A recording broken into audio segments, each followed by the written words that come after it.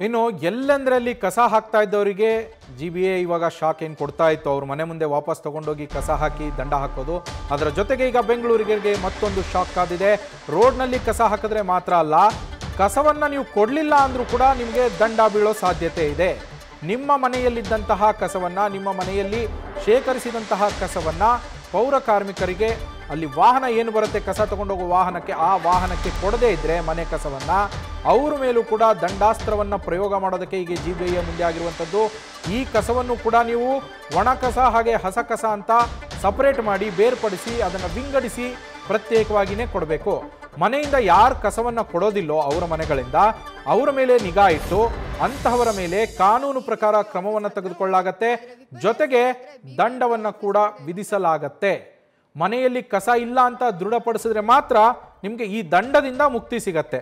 ಅಂದರೆ ನೀವು ಬೇರೆ ಎಲ್ಲೋ ಕಸ ತೊಗೊಂಡೋಗಾಗ್ತೀನಿ, ನಾನು ಇಷ್ಟು ದಿವಸ ಎಲ್ಲಿ ಆಗ್ತಾ ಇದ್ನೋ ಅಲ್ಲಿ ನನ್ನ ಗುರ್ತಿಡಿತಾರೆ ಅಂತೇಳಿ ಬೇರೆ ಕಡೆಗೆ ಹಾಕಿ ಬರ್ತೀನಿ ಅಂತೇಳಿ ಎಲ್ಲಂದರೆ ಅಲ್ಲಿ ಎಸೆಯೋ ಹಾಗಿಲ್ಲ, ನಿಮ್ಮ ಮನೆಗೇನೆ. ಇವಾಗ ಹೆಚ್ಚಿನ ಡೀಟೇಲ್ಸನ್ನು ನಮ್ಮ ಪ್ರತಿನಿಧಿ ಸತ್ತಾರ್ ನೀಡ್ತಾ ಹೋಗ್ತಾರೆ. ಸತ್ತಾರ್, ಇದು ಇನ್ನೊಂದು ಹೊಸ ಪ್ರಯೋಗನ ಅಥವಾ ಏನಿದು? ಯಾಕಂದರೆ ಕಸವನ್ನು ಎಲ್ಲಂದ್ರಲ್ಲಿ ಚಲ್ತಾ ಇದ್ದವರಿಗೆ ಅವ್ರ ಮನೆ ಮುಂದೆ ಕಸ ಹಾಕಿ ದಂಡ ಹಾಕ್ತಾ ಇದ್ರು. ಈಗ ಮನೆ ಹತ್ರ ಇರುವಂಥ ಕಸವನ್ನು ನೀವು ಕೊಡಲಿಲ್ಲ ಅಂದ್ರೂ ಫೈನ್ ಹಾಕ್ತೀನಿ ಅಂತ ಹೇಳಿದ್ದಾರೆ. ಏನು ಇದರ ಹಿಂದಿನ ಉದ್ದೇಶ ಏನು ಸತ್ತಾರ್?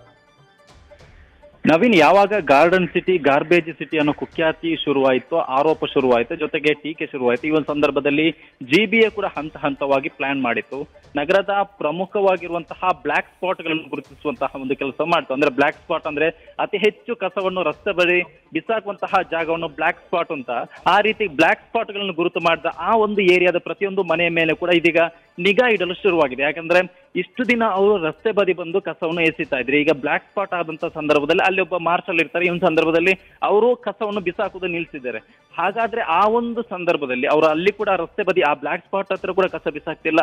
ಇತ್ತ GBA ಕಸದ ವಾಹನ ಬಂದಾಗ ಅವ್ರಿಗೂ ಕೂಡ ಕಸ ಕೊಡ್ತಿಲ್ಲ. ಅಂದ್ರೆ ಹಾಗಾದ್ರೆ ಅವರು ಎಲ್ಲಿ ಬಿಸಾಕ್ತಾರೆ ಅನ್ನೋ ಪ್ರಶ್ನೆ ಮೂಡಿದೆ. ಅದೇ ಕಾರಣಕ್ಕೆ ಅವರು ಬೇರೆಲ್ಲಾದ್ರೂ ಹೊಸದಾಗಿರುವಂತಹ ಜಾಗವನ್ನು ಕಂಡುಕೊಂಡಿದ್ರ ಅನ್ನೋ ಕಾರಣಕ್ಕೆ GBA ಕೂಡ ಇದೀಗ ಹೊಸ ಪ್ಲಾನ್ ಮಾಡಿದೆ.